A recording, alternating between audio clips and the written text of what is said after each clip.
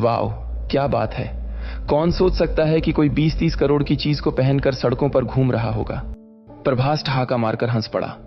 सभी sales girls पहले ही एक दिन में 80 लाख कमाए जाने की खबर से सदमे में थीं। जब उन्होंने यह सुना कि जेड ब्लड मोतियों की कीमत 20-30 करोड़ है तो उनके पैरों तले जमीन खिसक गई। ओह माय गॉड, तो वो जेड ब्लड असली था और उसकी कीमत 20-30 करोड़ है। उन्हें थोड़ी घबराहट महसूस होने लगी। 20-30 करोड़ कोई छोटी रकम नहीं थी। सब अपने आप को शर्मिंदा महसूस कर रही थीं। हालांकि वे पूरी तरह से दोषी नहीं थीं। किसने उम्मीद की होती कि एक साधारण दिखने वाला लड़का जिसने घटिया कपड़े पहने हों अपनी कलाई पर एक असली जेड का मास्टरपीस पहनकर घूम रहा होगा। यह बहुत लापरवाह और बेपरवाह था। प्रभास ने जेड ब्लड मोतियों की डोर को करीब से देखा। उससे जो रोशनी निकल रही थी उससे उन्हें थोड़ा चक्कर आने लगा और उन्होंने महसूस किया कि उनके दिल की धड़कन थोड़ी तेज हो गई थी। ये सच में एक एंटीक पीस है। अरे विपिन, क्या तुम इसे बेच रहे हो? सॉरी बिग ब्रो, मैं अभी इसे नहीं बेचने वाला। ये मुझे पसंद है, विपिन ने कहा। इट्स ओके, लेकिन जब भी तुम इसे बेचना चाहो तो मुझे बताना। मैं कई बिजनेस टाइकून्स को जानता हूं जो इसे अफोर्ड भी कर सकते हैं। प्रभास ने थोड़ा निराश होकर कहा। ठीक है, अब तुम पहले से ही यहां हो तो हम कुछ प्रॉपर्टी देख लेते हैं। अच्छा होगा कि तुम जल्द से जल्द उस पहाड़ी गांव से बाहर निकल आओ। मैं भी यही सोच रहा था, इसलिए मैं यहां हूं, विपिन ने जवाब दिया। ये बात तुमने पहले क्यों नहीं कही? इधर आओ विपिन, तुम्हारा इन मेंशंस के बारे में क्या ख्याल है? तुम इनकी कीमत को नजरअंदाज करो, बस ये तुम्हें पसंद आनी चाहिए। प्रभास ने उत्साह से विपिन को खींचते हुए कहा। मेरे अकाउंट में उतने पैसे नहीं हैं, विपिन ने हिचकिचाते हुए कहा। अरे विपिन, तुम चिंता क्यों करते हो? क्या तुम्हारा बड़ा भाई प्रभास यहां नहीं है? मैं तुम्हें डिस्काउंट दूंगा। अगर इतना भी काफी नहीं तो तुम्हारी जगह मैं इसकी पेमेंट कर दूंगा। बस तुम जो पसंद करो उसे चुन लो और फिर हम डॉक्यूमेंट की औपचारिकताएं पूरी कर लेंगे। तुम 2 दिनों बाद वहां शिफ्ट भी हो सकते हो, प्रभास ने विपिन को एक विला दिखाते हुए कहा। इसके बाद प्रभास ने विपिन का हाथ पकड़ा और उसे बाहर की ओर ले जाने लगा। वह विपिन से ज्यादा उत्सुक लग रहे थे। मैट्रिक्स प्लाजा से बाहर निकलने के बाद प्रभास अपनी फैंटम कार की ओर बढ़ने लगा और विपिन अपनी 3 व्हीलर बाइक की ओर। लेकिन अचानक विपिन ने चलना बंद कर दिया, जैसे कि उसे कुछ याद आया हो। बिग ब्रो, मैं लगभग भूल ही गया था कि मुझे ये दवाएं बिग ब्रो शंकर और बिग ब्रो सोहम को पहुंचानी थीं। प्रभास हैरान दिखे। फिर उन्होंने कहा, तुम उन्हें यहां क्यों नहीं बुलाते? तुम्हें पूरे शहर में चक्कर काटने की क्या जरूरत? उसके बाद उन्होंने अपने फोन पर मिस्टर सोहम का नंबर डायल किया। हे सोहम, जल्दी से मेरे ऑफिस आओ। मैं विपिन के साथ एक विला देखने जा रहा हूं। तुम अपना सामान यहां से पिक कर लो। इसके बाद उन्होंने मिस्टर शंकर और बाकी जिनको भी उनकी दवाएं या प्रोडक्ट्स चाहिए थे उन्हें भी वहीं आने के लिए कहा। मिस्टर शंकर, मिस्टर सोहम और बाकी लोगों के आने से पहले उन्होंने 20 मिनट से भी कम समय तक इंतजार किया। मैट्रिक्स प्लाजा के बाहर सड़क पर लग्जरी कारों का एक जमावड़ा लग गया। मेरी दवाएं कहाँ हैं विपिन? मिस्टर सोहम सबसे पहले अपनी कार खड़ी कर तेजी से आए। यहां हैं बिग ब्रो, आपको जल्दबाजी करने की कोई जरूरत नहीं है। विपिन ने अपना बैग खोला और 2 बोतलें बाहर निकाली। वो बाल विकास औषधि की बोतलें थीं जिन्हें उसने कुछ समय पहले ही बनाया था। जब मिस्टर सोहम ने बोतलें लीं तो उनकी आंखें चमक उठीं। तो विपिन, इन दवाओं का इफेक्ट कैसा है? क्या ये मेरी इस प्रॉब्लम को सॉल्व कर देंगी? मिस्टर सोहम ने बोलते हुए अपने सिर के ऊपर के गंजे धब्बे की ओर इशारा किया। बड़े भाई, आप चिंता मत करो। एक बार आप इसे ट्राई करो, फिर आपको इफेक्ट्स पता चल जाएंगे। लेकिन आपको, इससे पहले कि विपिन कुछ और कह पाता, मिस्टर सोहम ने उत्सुकता से एक बोतल खोली और आधी बोतल गटक ली। विपिन हैरान रह गया और उसके चेहरे पर एक मुस्कान आ गई। सोहम ने आधी बोतल पीने के बाद रुककर संतुष्टि से अपना मुंह पोंछा। लेकिन जब उसने विपिन के चौंके हुए चेहरे को देखा तो वह थोड़ा घबरा गया। क्या हुआ विपिन? विपिन ने बोलने की कोशिश की, लेकिन उसके मुंह से कोई शब्द नहीं निकल पा रहे थे। काफी देर बाद वह सिर्फ 2 शब्द कहने में कामयाब हुआ, इट्स ओवर। मिस्टर सोहम ये सुनकर हिल गए। उनका चेहरा सफेद पड़ गया। इन दवाओं में कोई समस्या तो नहीं है ना? वह थोड़ा घबराए हुए लग रहे थे। इट्स ओके, कोई बड़ी समस्या नहीं है, लेकिन बहुत सारी छोटी छोटी समस्याएं हो सकती हैं। विपिन के चेहरे पर एक अजीब सा भाव था। मैं आपको बताने वाला था कि आपको हर दिन केवल 1 घूंट ही पीनी चाहिए थी। औषधि काफी शक्तिशाली है। मिस्टर सोहम ने अपने सिर को छुआ और उत्सुकता से पूछा, काफी शक्तिशाली? तो क्या यह अच्छी बात नहीं है? जितनी अधिक शक्तिशाली उतनी ही बेहतर। विपिन ने मिस्टर सोहम के सिर की ओर देखा। फिर उसने अपनी निगाहें उनकी नाक और बगल पर टिका दी। एक पल में उसका चेहरा और भी चिंतित हो गया। जब मैंने काफी शक्तिशाली कहा तो मेरा मतलब था अविश्वसनीय रूप से शक्तिशाली। आप जल्द ही इसके असर को महसूस करेंगे। और यह औषधि न केवल आपके सिर के बालों पर काम करती है बल्कि यह आपके शरीर के बालों को भी प्रभावित करती है। मिस्टर सोहम यह सुनकर स्तब्ध रह गए। इसके बाद उनके चेहरे का रंग बदल गया। तुम्हारा मतलब है इन जगहों पर भी बाल? उन्होंने अपनी नाक, बगल और पैरों के बीच की ओर इशारा किया। विपिन ने गंभीरता से सिर हिलाया। हाँ, आपकी उन जगहों से भी बहुत सारे बाल उगेंगे और वे काफी लंबे भी होंगे। यह सुनते ही मिस्टर प्रभास, मिस्टर शंकर और अन्य लोग जो अभी अभी वहां पहुंचे थे, सभी सोहम के इस दुर्भाग्य पर जोर से हंस पड़े। इतने बाल होना अच्छा है सोहम, तुम उस झाड़ी में 2 पक्षियों को छिपा सकते हो। सब फिर से हंसी में फूट पड़े, यहां तक कि विपिन भी खुद को हंसने से नहीं रोक पाया। मिस्टर सोहम का चेहरा शर्म से लाल हो गया और अब उन्हें चिंता भी सताने लगी थी। इट्स ओवर, सब बर्बाद हो गया।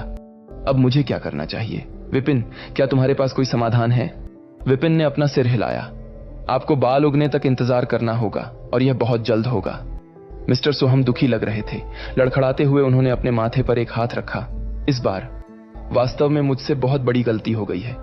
सोहम, जरा साइड हटो। विपिन, मेरी दवाएं कहां हैं? मिस्टर शंकर ने कहा। विपिन ने शंकर को उसकी औषधि की बोतलें पकड़ा दी। इसके बाद उसने सबको उनके द्वारा मंगाई गई औषधि की बोतलें सौंप दी। जल्द ही विपिन के फोन पर नोटिफिकेशंस की लाइन लग गई। कुछ ही समय में उसके बैंक अकाउंट में लाखों रुपए जमा हो गए। मैंने सुना है कि तुम कुछ विला देखने जा रहे हो विपिन। मैं अभी फ्री हूं, चलो मैं भी तुम लोगों के साथ चलता हूं। इसमें मैं तुम्हारी मदद भी कर दूंगा। तुम अभी बहुत छोटे हो, तुम्हारे पास प्रॉपर्टीज खरीदने की जानकारी भी नहीं होगी। मिस्टर मोहन ने कहा। मैं भी फ्री हूं, मुझे भी ऑफिस में कोई काम नहीं है, चलो चलते हैं। मिस्टर शंकर और बाकी सभी ने कहा। तो फिर हम किस बात का इंतजार कर रहे हैं? चलो चलते हैं, प्रभास ने उत्साह से कहा। मैं भी चलूंगा, मिस्टर सोहम ने कहा और अपनी कार की ओर बढ़ने लगा। नहीं नहीं, आपको अभी ड्राइव नहीं करना चाहिए बिग ब्रो सोहम, विपिन ने उन्हें रोक दिया। क्यों, मैं कार क्यों नहीं चला सकता? मिस्टर सोहम ने पूछा, थोड़ा हैरान होते हुए। यह बहुत खतरनाक है। औषधि लगभग 10 मिनट में प्रभावी हो जाएगी। जब ऐसा होता है तो आपके शरीर के सभी बाल अविश्वसनीय गति से बढ़ेंगे। मुझे नहीं लगता कि यह बहुत आरामदायक लगेगा। मैं बिल्कुल भी नहीं चाहता कि आप कार ड्राइव करें। क्या?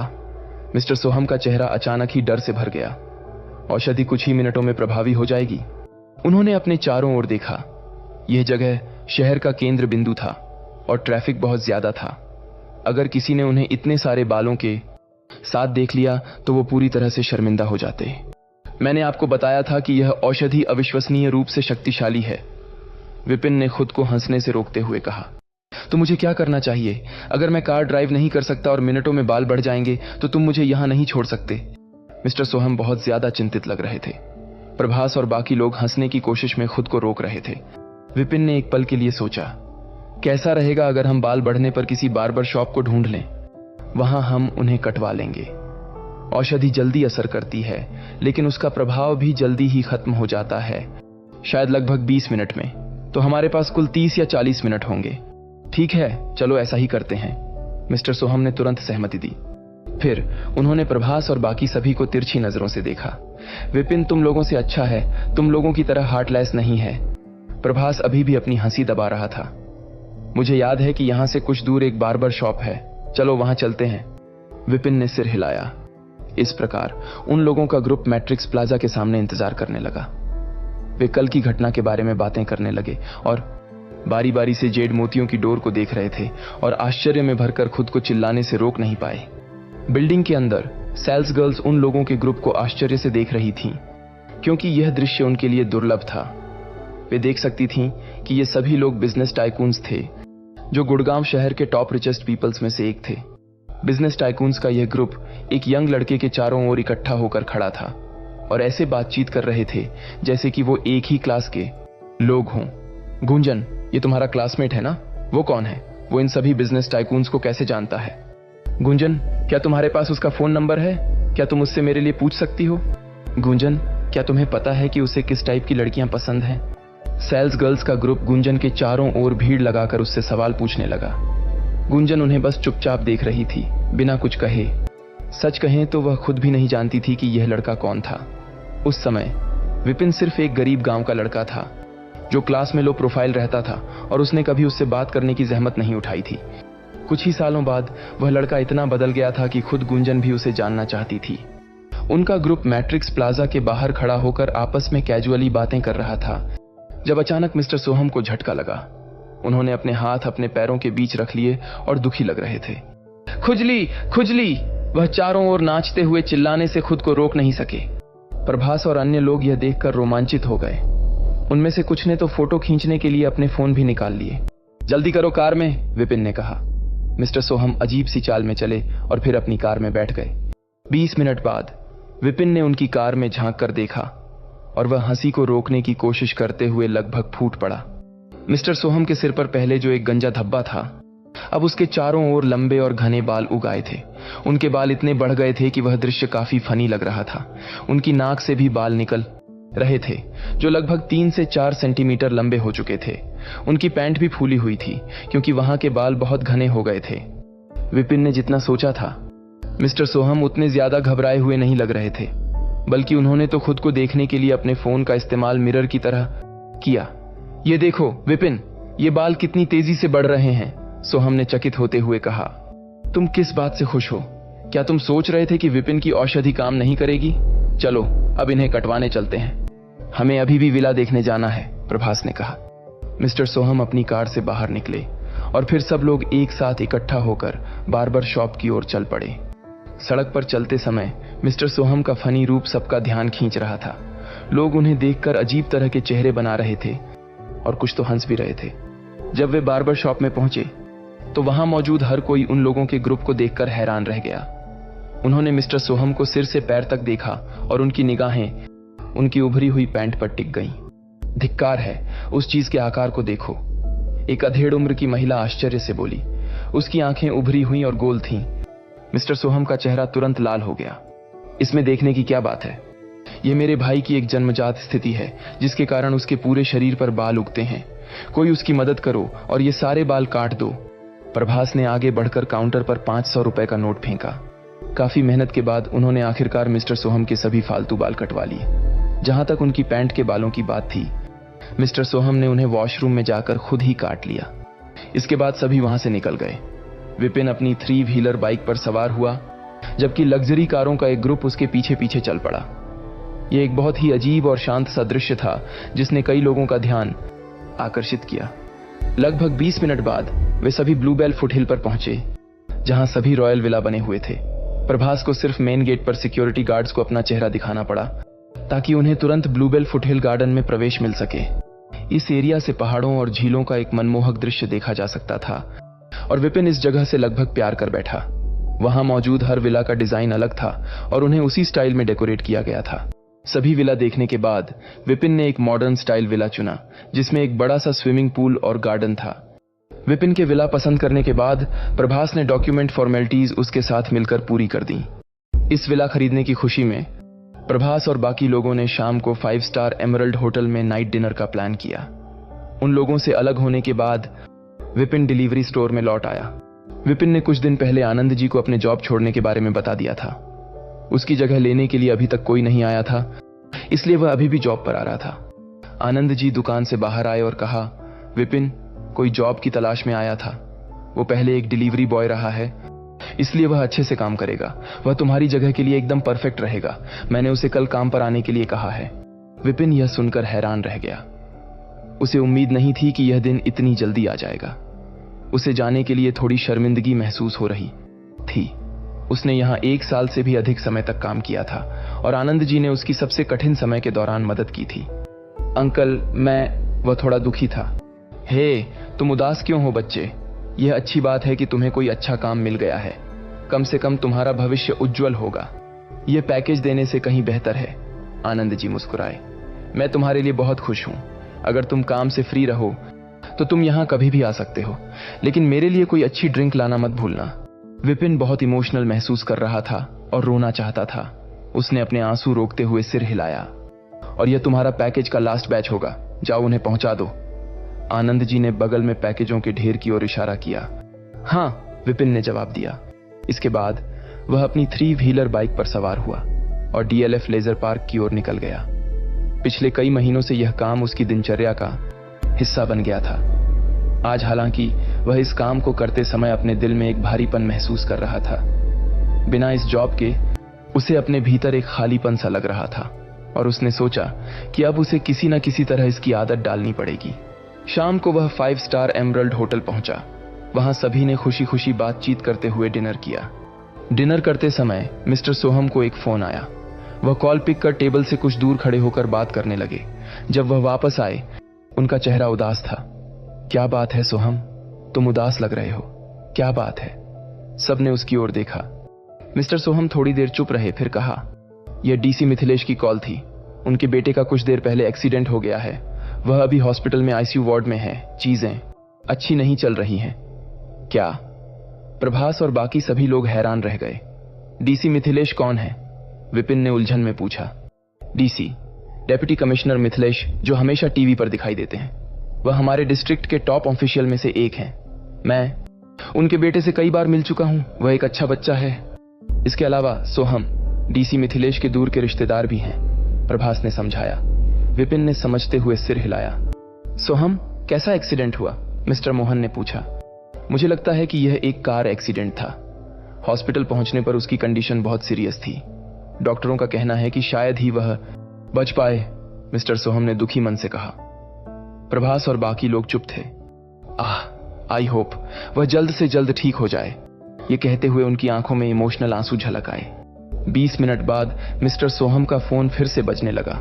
उसने कॉल उठाई और कुछ दूर हटकर बात करने लगा। जब वह वापस आया तो उसका चेहरा पहले से कहीं ज्यादा उदास था। वो उसकी जान बचाने में कामयाब रहे, लेकिन वो अभी भी कोमा में है। उनका कहना है कि शायद ही वो कभी कोमा से बाहर आए, मिस्टर सोहम ने कहा। हे विपिन, क्या तुम्हारे पास इसका कोई इलाज है? मिस्टर मोहन ने पूछा। राइट, क्या तुम्हारे पास कोई सॉल्यूशन है विपिन? मिस्टर सोहम ने विपिन को उम्मीद भरी नजरों से देखा। उनकी नजरों में विपिन की मेडिकल स्किल्स अद्भुत थी। शायद वह कुछ कर सकता था। विपिन ने हिचकिचाया। उसने कुछ देर गहराई से सोचा, फिर ध्यान से कहा, एक तरीका है, लेकिन मैंने पहले कभी इसे ट्राई नहीं किया। मैं गारंटी नहीं दे सकता कि सक्सेस रेट कितनी होगी। इसका मतलब यह है कि अभी भी उम्मीद है। मिस्टर सोहम की आंखें चमक उठी। विपिन ने अपना सिर नीचा किया। यह एक मौका है, लेकिन मरीज एक हाई रैंक ऑफिशियल का बेटा है। अगर मैं फेल हो गया तो क्या होगा? मुझे बेफालतू मुसीबत में पड़ने से डर लगता है। डेट्स ट्रू, मिस्टर सोहम ने सांस ली। उसने कुछ देर सोचा, फिर कहा, हम हॉस्पिटल चलकर उसकी कंडीशन देखेंगे, उसके बाद ही हम कुछ डिसाइड करेंगे। विपिन कुछ देर के लिए हिचकिचाया, फिर मान गया। उन लोगों का ग्रुप होटल से बाहर निकला और फर्स्ट क्लास हॉस्पिटल जाने के लिए एक कैब बुक की। उन्होंने अपनी कारें होटल पार्किंग में ही छोड़ दी थी। फर्स्ट क्लास हॉस्पिटल में पहुंचकर 2 टैक्सी सड़क पर तेजी से आईं और हॉस्पिटल के मेन गेट पर रुकी। विपिन और बाकी लोग टैक्सी से उतरकर हॉस्पिटल में अंदर चले गए। जब वे आईसीयू वार्ड के पास पहुंचे तो उन्होंने देखा कि वार्ड के बाहर भीड़ इकट्ठा थी और चीखने चिल्लाने की आवाजें आ रही थीं। मिस्टर सोहम रास्ता दिखाते हुए वार्ड की ओर बढ़ने लगा। तभी किसी की आवाज आई, तुम यहां हो, तेज। मिस्टर सोहम को उनके जानने वाले ज्यादातर तेज कहकर ही पुकारते थे। क्या सिचुएशन है भाई? मिस्टर सोहम ने हड़बड़ी में पूछा। और कैसी हो सकती है? उस लड़के ने थोड़ी देर पहले ही सांस ली। वह आदमी काफी दर्द में नजर आ रहा था। डॉक्टर ने कहा कि अगर यह शॉर्ट टर्म कोमा है तो उसके ठीक होने के चांस हैं, लेकिन अगर यह लॉन्ग टर्म कोमा है तो कोई उम्मीद नहीं है। उसके साथ ऐसा कैसे हो सकता है? रौनक एक अच्छा बच्चा है, उसे इस तरह की सजा क्यों मिलेगी? मिस्टर सोहम ने शोक व्यक्त किया। आईसीयू वार्ड का दरवाजा खुला और कुछ लोग बाहर आए। उनमें सबसे आगे व्हाइट कोट में एक डॉक्टर था। उसने चश्मे पहने हुए थे और अपने 40 के दशक में दिख रहा था। उसके ठीक पीछे एक पति पत्नी का कपल था। पति अपने 50 के दशक में लग रहा था। उनका चेहरा चौकोर और शरीर चुस्त था। उनकी नजरों में अधिकारी का ऑरा था। फिलहाल उनका हाव भाव कठोर था और वे कमजोर लग रहे थे। उसके बगल में उसकी पत्नी थी। उसकी आंखें रोने से सूज गई थीं और वह चुपचाप रोते हुए सुनी जा सकती थी। क्या कोई और रास्ता नहीं है, सीनियर डॉक्टर ओम प्रकाश? उस आदमी ने रोते हुए पूछा। बोलते बोलते उसका शरीर कांप रहा था और उसकी आंखों से आंसू बह रहे थे। सीनियर डॉक्टर ओम प्रकाश ने चलना बंद कर दिया। उसने एक गहरी सांस ली और कहा, डीसी मिथिलेश, मैंने आपको पहले ही बता दिया है कि क्या कहना चाहिए। ऐसा नहीं है कि कोई उम्मीद नहीं है, लेकिन यह केवल एक छोटी सी संभावना है। एक बार जब कोई होश में आ जाता है तो उसके होश में आने और पूरी तरह से ठीक होने की संभावना 10% से भी कम होती है। फिर उन्होंने आगे कहा, लेकिन इसका मतलब यह भी है कि ठीक होने की संभावना अभी भी 10% से कम है। आज से हम उसे कोमा से बाहर निकालने के लिए अलग अलग तरीकों की कोशिश करेंगे। सर, कृपया आप शांत रहें, हम उसे बचाने की पूरी कोशिश कर रहे हैं। यह सुनकर डीसी मिथिलेश का शरीर कांप उठा और उसका चेहरा पीला पड़ गया। उनका शरीर लड़खड़ा रहा था और उस पल ऐसा लग रहा था जैसे वह बेहोश होकर नीचे गिर जाएंगे। उसकी पत्नी जोर जोर से रोने लगी और उनके आंसू रुकने का नाम नहीं ले रहे थे। विपिन से कोने में खड़े रहकर यह देखा नहीं जा रहा था। 10% से भी कम, उसने खुद से कहा। इसकी संभावना काफी कम थी। अगर वह अपनी मेडिकल स्किल्स का इस्तेमाल भी करता है तो भी सक्सेस रेट बहुत ज्यादा नहीं थी। उसने पहले कभी अपनी स्किल्स को आजमाया नहीं था और इसलिए उसे विश्वास नहीं था कि वह सफल होगा। कोमा का कारण मस्तिष्क में था। उसके पास एक तकनीक थी जो एक्यूपंक्चर के साथ मस्तिष्क में मेरिडियन बिंदुओं को सक्रिय करती थी। डीसी मिथिलेश, आप चिंता मत करो, रौनक को भगवान का आशीर्वाद प्राप्त है, वो जरूर जागेगा। वार्ड के बाहर मौजूद लोगों ने उन्हें सांत्वना दी। तुम कितने कॉन्फिडेंट हो विपिन? मिस्टर सोहम ने मुड़कर विपिन से पूछा। मैं नहीं बता सकता, मुझे पहले मरीज को देखना होगा, विपिन ने सोचने के बाद जवाब दिया। फिर मुझे पूछने दो। मिस्टर सोहम ने बात करते हुए वार्ड रूम की ओर बढ़ा। सिस्टर कल्पना, मिस्टर सोहम ने डीसी मिथिलेश के बगल में खड़ी औरत को आवाज दी। कल्पना ने रोना बंद कर दिया था। उसकी आंखें पहले से ज्यादा सूज गई थीं। उसने अपना सिर उठाया और रुआंसी आवाज में कहा, ओह तुम हो तेज। सिस्टर कल्पना, मैं किसी को यहां लाया हूं, वो एक मेडिकल एक्सपर्ट है, शायद वो रौनक की फिर से ठीक होने में मदद कर सकता है, मिस्टर सोहम ने कहा। कल्पना हैरान रह गई। उसकी आंखों में संदेह का भाव था। Medical expert? हाँ, वो एक देसी हकीम है, आप उसे कोशिश करने देना चाहोगी? कल्पना हिचकिचाने लगी। उसका पहला रिएक्शन उस देसी हकीम के बारे में संदेह करना था। यहां तक कि सीनियर डॉक्टर भी पहले ही कह चुके थे कि वो कुछ नहीं कर सकते। भला एक देसी हकीम क्या कर सकता था? हालांकि वह इस कठिन समय में उम्मीद छोड़ने वाली नहीं थी। वो कहां है तेज? कल्पना ने उतावले होते हुए पूछा। वहां, मिस्टर सोहम ने एक उंगली उठाई और थोड़ी दूर खड़े विपिन की ओर इशारा किया। कल्पना विपिन को देखकर दंग रह गई। तेज, तुम मजाक तो नहीं कर रहे? वो बस एक बार उसकी उम्र तो देखो, वो बस एक बच्चा है। उनके आसपास खड़े कुछ अन्य लोग निराश थे। यह मजाक करने का समय नहीं है तेज, क्या वो सिर्फ एक बच्चा नहीं है? सिस्टर कल्पना, मेरी बात तो सुनो। मैंने माना कि वो अभी बहुत यंग है, हाँ, लेकिन वो एक अद्भुत लड़का है। उसकी स्किल्स चमत्कारी हैं। आप चाहें तो प्रभास, मोहन और बाकी लोगों से पूछ सकती हैं, वो उसके बारे में सब कुछ बता देंगे, मिस्टर सोहम ने कहा। मैं कल्पना हिचकिचाने लगी। इसी समय डीसी मिथिलेश भी आ गए। यहां क्या हो रहा है? उन्होंने पूछा। तेज ने कहा कि वो किसी को यहां लाया है। वो एक मेडिकल एक्सपर्ट है और उसका कहना है कि वो एक देसी हकीम है। मैं उसे अपने बेटे को देखने देने के बारे में सोच रही थी। आपको क्या लगता है? कल्पना ने जवाब दिया। डीसी मिथिलेश का व्यवहार बदल गया। कैसी बेतुकी बातें कर रही हो तुम एक देसी हकीम पर कैसे भरोसा कर सकती हो तेज? तुम भी अब मजाक करने लगे हो? उन्होंने ठहाका मारा। मिस्टर सोहम ने जोर से सिर हिलाया। उसे उम्मीद नहीं थी कि डीसी मिथिलेश का यह रिएक्शन होगा। आप तेज को ऐसा कैसे कह सकते हैं? वो केवल मदद करने की कोशिश कर रहा है। इस समय आप और क्या करना चाहते हैं? कल्पना को गुस्सा आ गया। यहां तक कि सीनियर डॉक्टर ओम ने भी कहा है कि इसका कोई इलाज नहीं है। क्या तुम्हें लगता है कि एक देसी हकीम बिना किसी लालच के कोई काम करेगा? वो बस एक ठग होना चाहिए, डीसी मिथिलेश ने कहा। वार्ड के बाहर खड़े सभी ने सहमति में सिर हिलाया। डीसी मिथिलेश की बात सही है, वो एक ठग होना चाहिए। इस दुनिया में अभी तक कोमा का कोई इलाज नहीं है। वो डीसी को धोखा देने की कोशिश कर रहा है। उसके पास इतना साहस कहां से आया? वे सभी विपिन को बिना जाने उसके बारे में अपमानजनक बातें करने लगे। उन्हें नहीं पता था कि देसी हकीम कौन था और इसलिए वे केवल इधर उधर देखते हुए ये सब बातें कर रहे थे। विपिन उनके रवैये पर नाराज हो गया। तो फिर कोई बात नहीं बिग ब्रो तेज, चलो चलते हैं। रौनक जीवित रहता है या मर जाता है, इससे मुझे कोई फर्क नहीं पड़ता, विपिन ने ठंडे स्वर में कहा।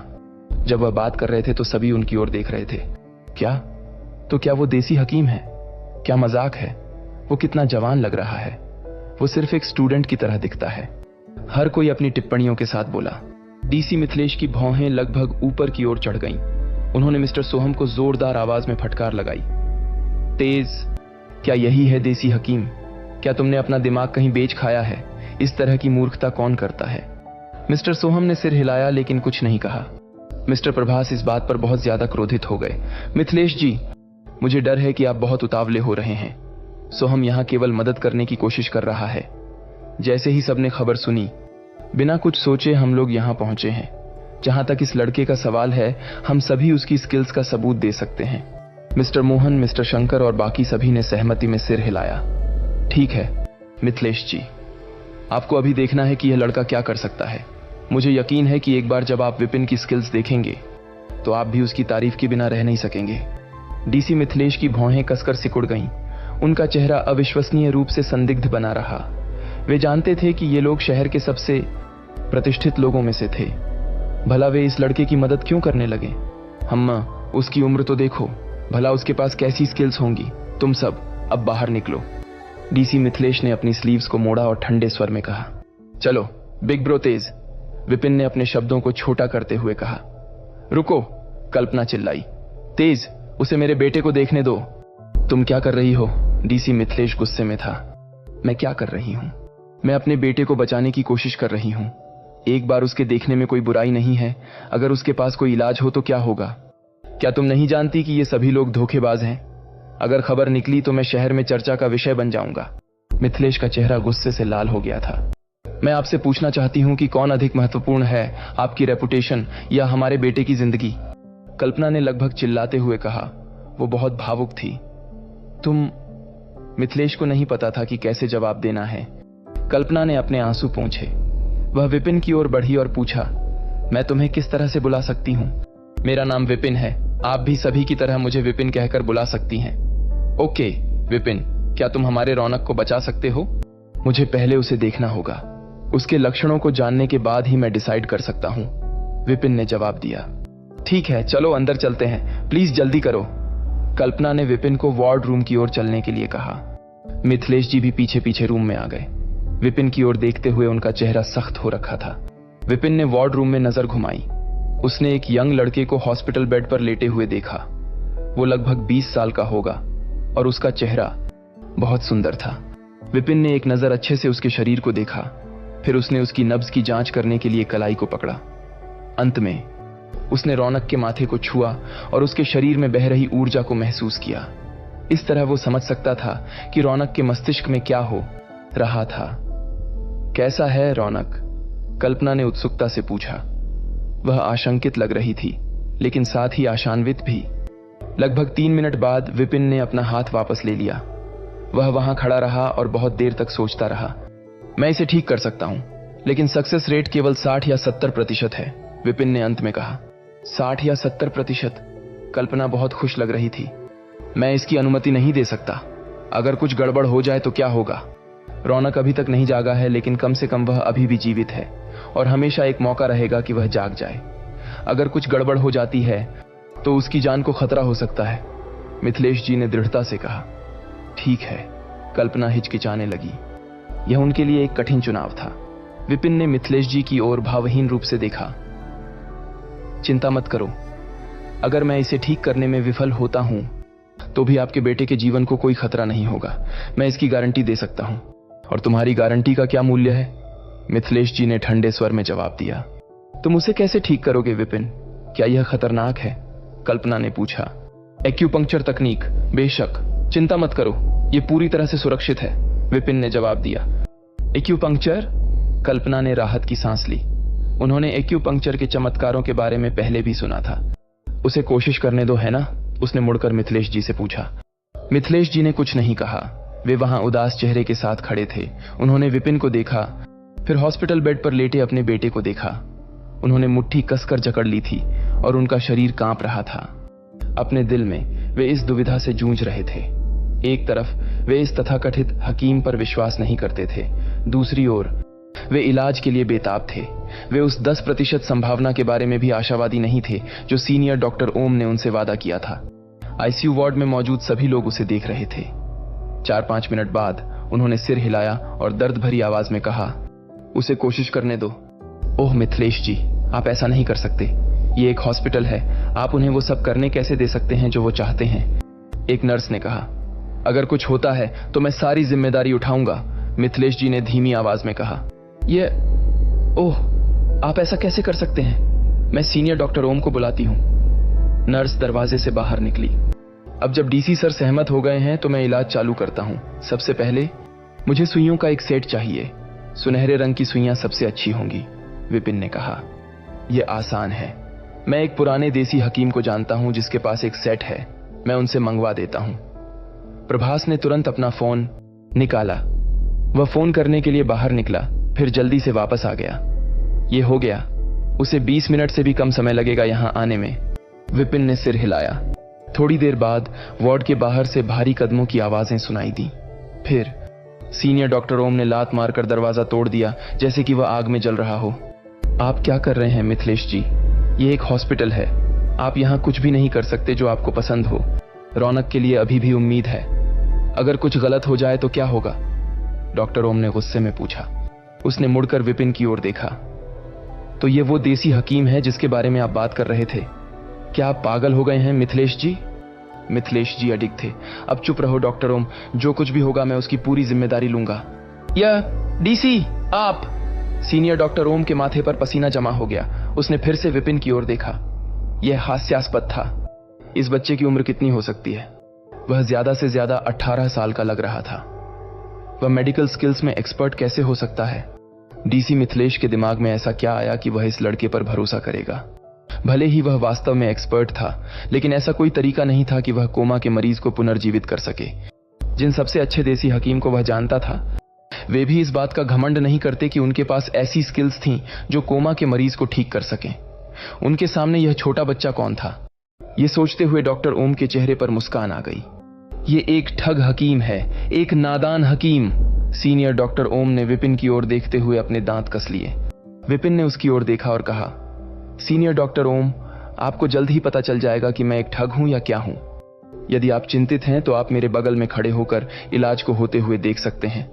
10 मिनट बाद सुनहरी सुइयों का एक बॉक्स आ गया। विपिन ने लकड़ी के बॉक्स से सोने की सुइयों को निकाला और एक एक करके उनका निरीक्षण किया। उसने एक सुई को उठाया और उसे रौनक की खोपड़ी के शीर्ष पर निशाना बनाते हुए धीरे से छेदा। उसके हाथों की हरकतें स्थिर थीं। सोने की सुई खोपड़ी के माध्यम से त्वचा को छेदती हुई सही ढंग से मेरिडियन बिंदु से टकरा रही थी। जैसे जैसे उसकी कल्टीवेशन का लेवल बढ़ता गया, उसके रिफ्लेक्स और सेंसेस की शक्तियां भी बढ़ती गईं। उसकी हरकतें अब एक मशीन की तरह एक्यूरेट थीं। जब पहली सुई डाली गई, तब सीनियर डॉक्टर ओम आश्वस्त नहीं थे, लेकिन अधिक सुइयों के डालने पर उनकी अभिव्यक्ति बदल गई। इस लड़के की हरकतें वेल ट्रेंड हैं। ऐसा लगता है कि वो एक्यूपंक्चर का एक मास्टर है। ऐसा नहीं हो सकता। क्या सच में यह लड़का सच बोल रहा था? भले ही वो एक एक्यूपंक्चर मास्टर हो, लेकिन ऐसा कोई रास्ता नहीं है जिससे एक कोमा के मरीज को ठीक किया जा सके। यह एक तरह से किसी को पुनर्जीवित करने जैसा है। सीनियर डॉक्टर ओम हल्के से मुस्कुराए। आईसीयू वार्ड रूम का माहौल तनावपूर्ण था। सब उस यंग लड़के की ओर देख रहे थे। वे लोग या तो उसके बारे में आशंकित थे या चिंतित थे। कल्पना, मिस्टर सोहम और बाकी लोगों का दिल उनके गले में अटका हुआ था। विपिन ने 9वीं सुई के बाद सुई डालना बंद कर दिया। उसने एक गहरी सांस ली, फिर अपनी ऊर्जा को अपनी हथेलियों में बहाया। उसने मेरिडियन बिंदुओं को सक्रिय करने के लिए सोने की सुइयों की धीरे से मालिश की। 10 मिनट बाद ईईजी पर धड़कन शुरू हो गई। फिर रौनक का शरीर तेजी से हिलने लगा और थोड़ा अकड़ने भी लगा था। कुछ मिनट बाद धीरे धीरे होश में आते हुए उसकी आंखें खुलने लगीं। आईसीयू वार्ड रूम में मौजूद सभी लोग दंग रह गए। उन्होंने इस दृश्य को हैरानी से देखा, खासकर सीनियर डॉक्टर ओम। उनकी आंखें चौड़ी और गोल थीं। उनकी आंखों के सामने लगभग अंधेरा सा छाने लगा। ये कैसे संभव है? उसने सोचा कि वह सपना देख रहा है और अपने चेहरे पर जोर से एक चिकोटी काटी। चिकोटी काटते ही उनके मुंह से एक आह निकली। रौनक! कल्पना उत्साह से बिस्तर की ओर भागी और अपने बेटे के हाथों को पकड़ लिया। रौनक कराह उठा। उसकी आंखों ने मुड़कर उसे देखा। मां! कल्पना खुशी के आंसू पोंछ रही थी। मिथिलेश कांप रहा था। उसके चेहरे पर अविश्वास की भावना झलक रही थी। रौनक उठ गया। वो सचमुच जाग गया। सब खुशी से झूम गए। ये एक चमत्कार है। उसने कुछ ही सुइयों से उसे ठीक कर दिया। वो एक चमत्कारी हकीम है, एक सच्चा ग्रेट डॉक्टर। सभी ने विपिन की प्रशंसा की। वे अब उसे संदेह के साथ नहीं, केवल प्रशंसा और सम्मान के साथ देख रहे थे। हा, उसने यह कर दिया। प्रभास ने अपनी जांघों को हाथ मारा और चिल्लाया, मुझे पता था कि विपिन ऐसा कर सकता है। मिस्टर सोहम ने राहत की सांस ली, जैसे उनके कंधों से एक भारी बोझ उतर गया हो।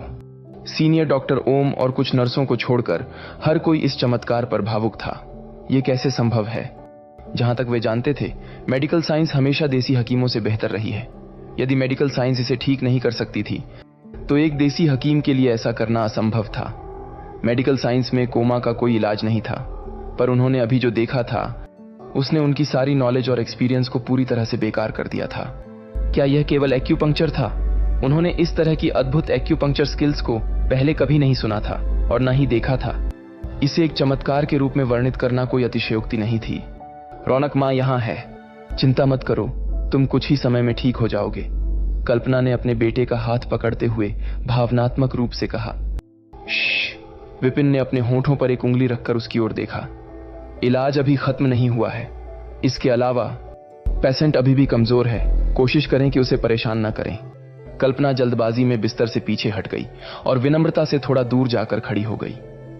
विपिन ने कुछ और समय के लिए सुई में ऊर्जा को प्रवाहित किया, फिर अंत में एक एक करके सुनहरी सुइयों को हटा दिया और उन्हें उनके लकड़ी के बॉक्स में पैक कर दिया।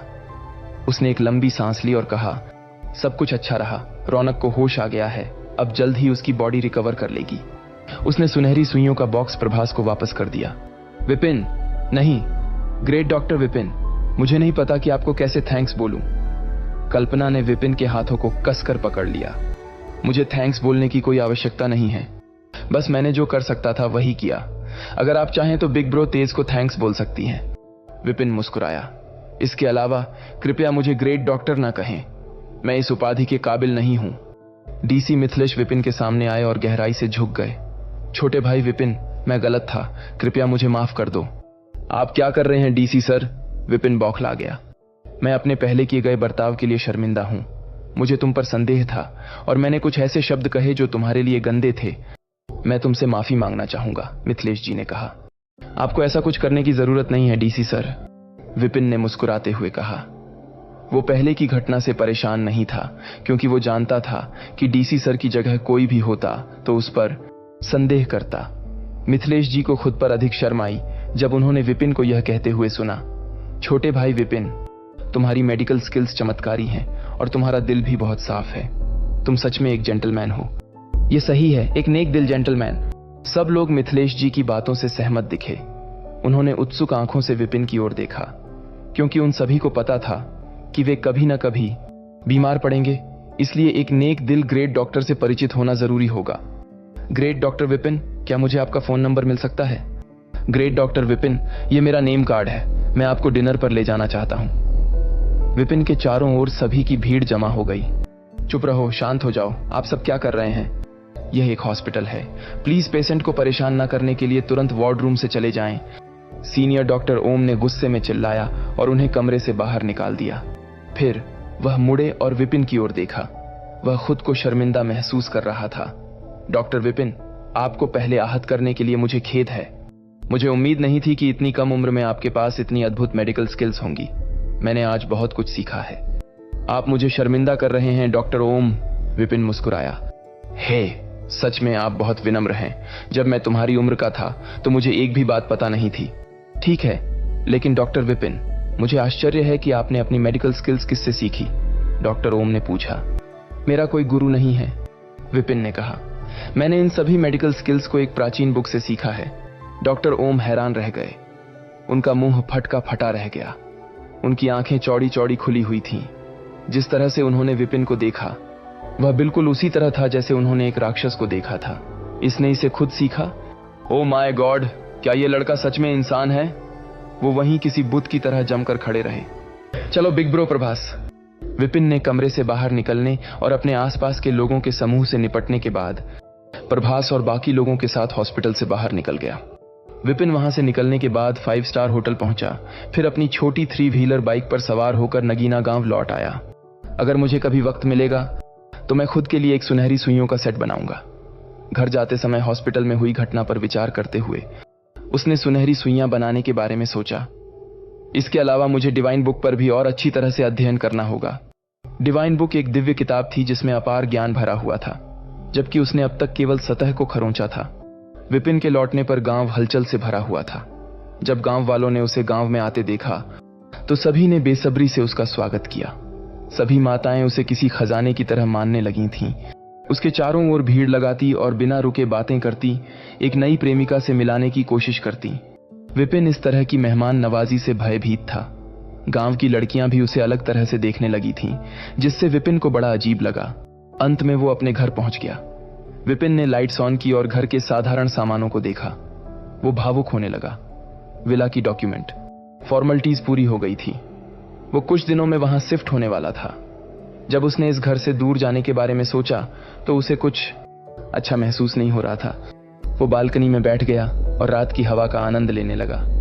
पहाड़ की ओर देखते हुए वो उस सुहानी रात में कहीं खो सा गया था।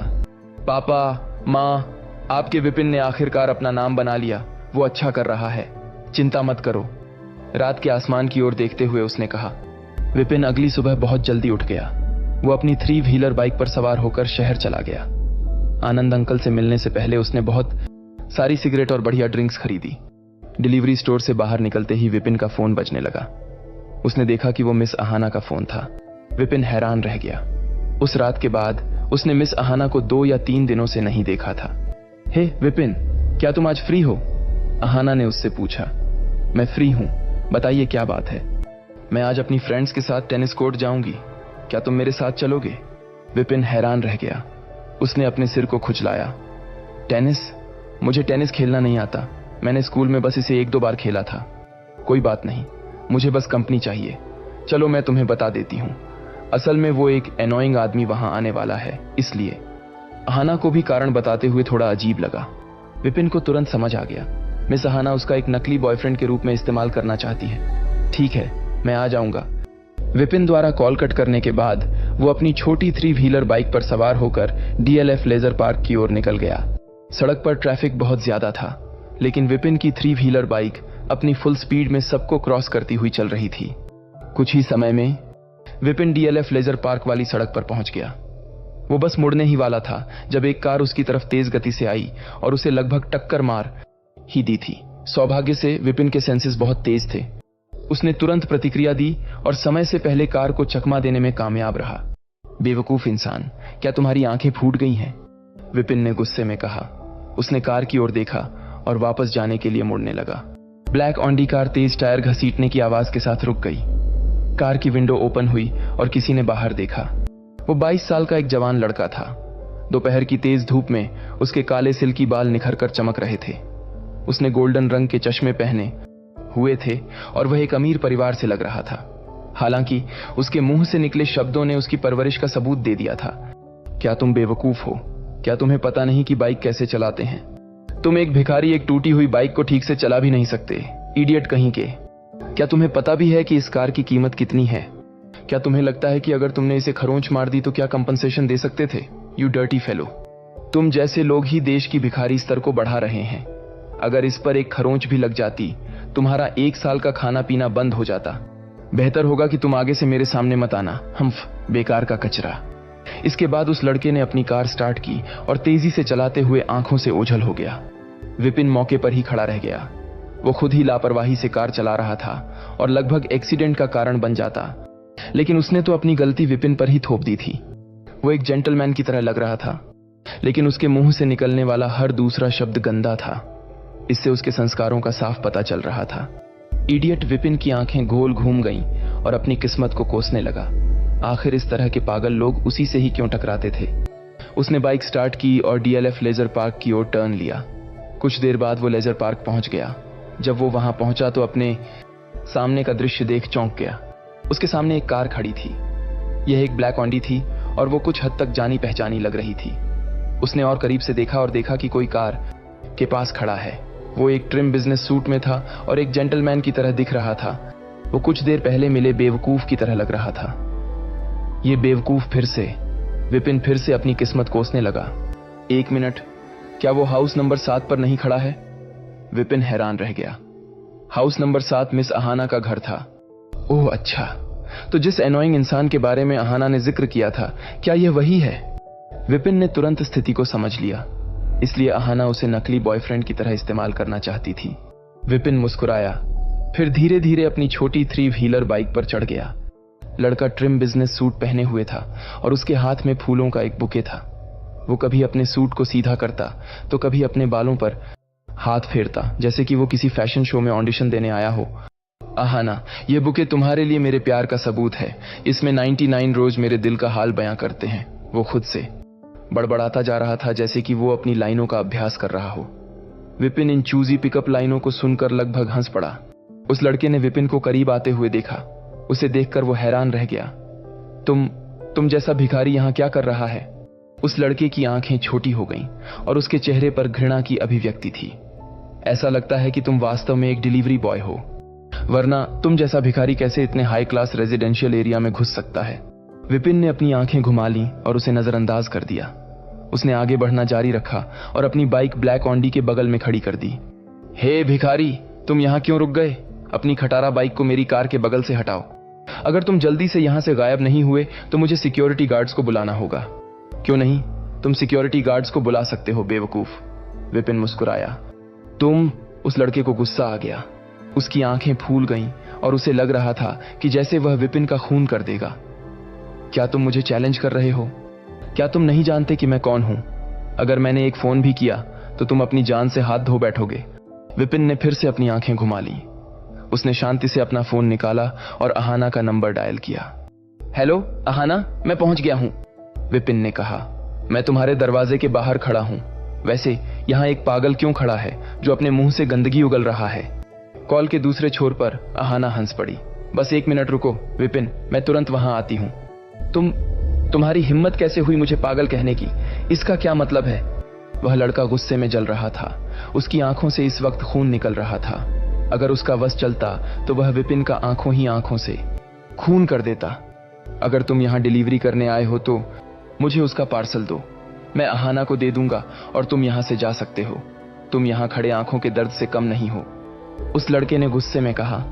फिर उसने अपने पर्स से 50 रुपए का एक नोट निकाला और उसे फेंक दिया। इसे लो और यहां से दफा हो जाओ। विपिन की आंखें छोटी हो गईं। उसने सोचा कि इस इंसान का कोई दिमागी तार हटा हुआ है जो उसे पैसे का एटीट्यूड दिखा रहा है। तुम अभी भी नहीं गए? उस लड़के को और ज्यादा गुस्सा आने लगा क्योंकि उसने विपिन को कहीं नहीं जाते देखा। तभी दरवाजा खुला और उसमें से एक सुंदर महिला बाहर निकलती हुई दिखाई दी। विपिन उसे देखकर दंग रह गया।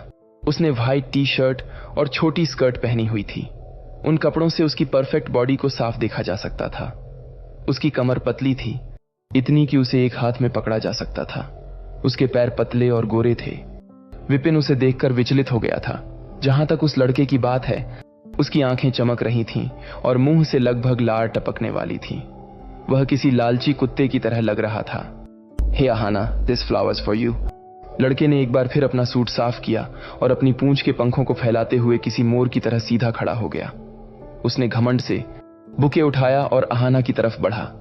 अहाना ने अपना मुंह ढक लिया और आगे बढ़ते हुए मुस्कुरा दी। लड़के का दिल अहाना की स्माइल देख लगभग पिघल गया था और वह लगभग आसमान में तैर रहा था। वो हंसी। उसने मुझे देख स्माइल की। शायद उसे मेरा प्रपोजल पसंद आया।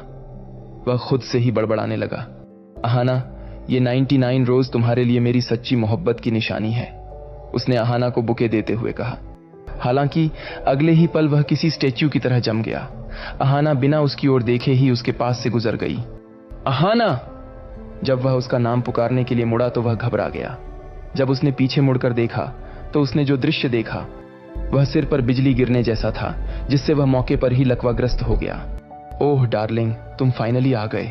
मैं कब से तुम्हारा इंतजार कर रही थी। इतना कहकर अहाना उस डिलीवरी बॉय के गले लग गई थी, जैसे कि कितने लंबे समय से बिछड़े 2 प्रेमी मिल रहे हों। उसका चेहरा एक पल में सफेद हो गया और उसका भाव एकदम शांत था। ऐसा क्यों? उसे अपनी आंखों पर विश्वास नहीं हो रहा था।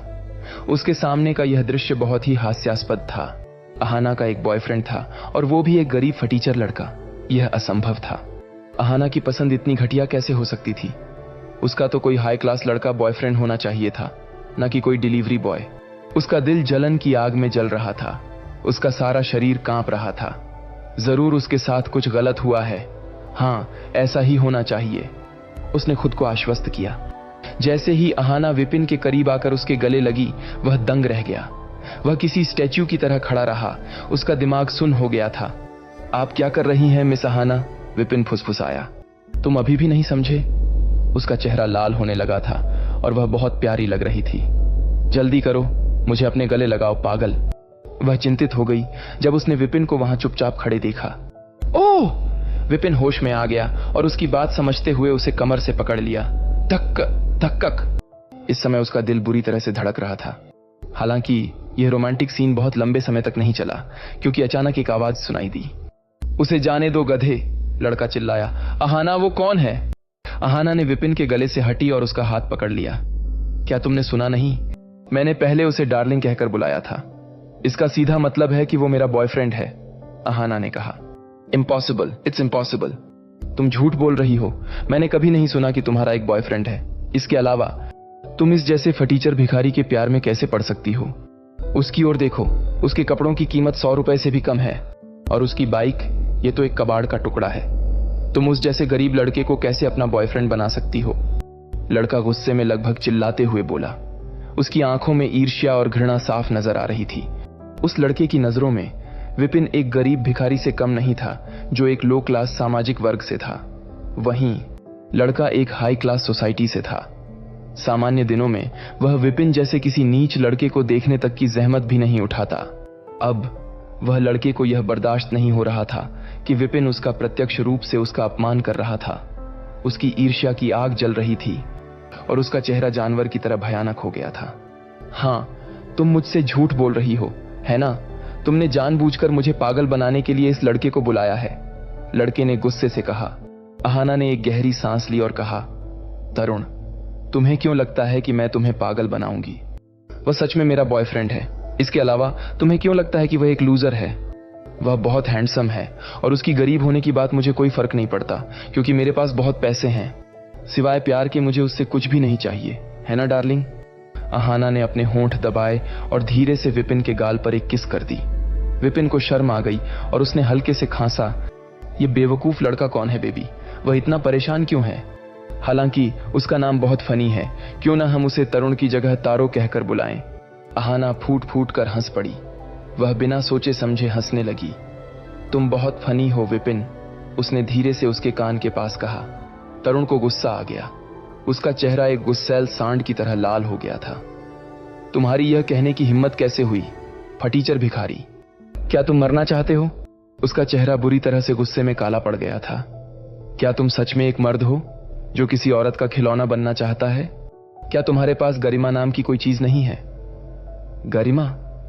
वह कहां है? मिलवाओ मुझसे। विपिन मुस्कुराया। क्या तरुण वहां से चुपचाप चला जाएगा या फिर वह कोई तमाशा खड़ा करेगा? कहीं विपिन और अहाना का यह नकली प्यार असली प्यार में तो नहीं बदल जाएगा?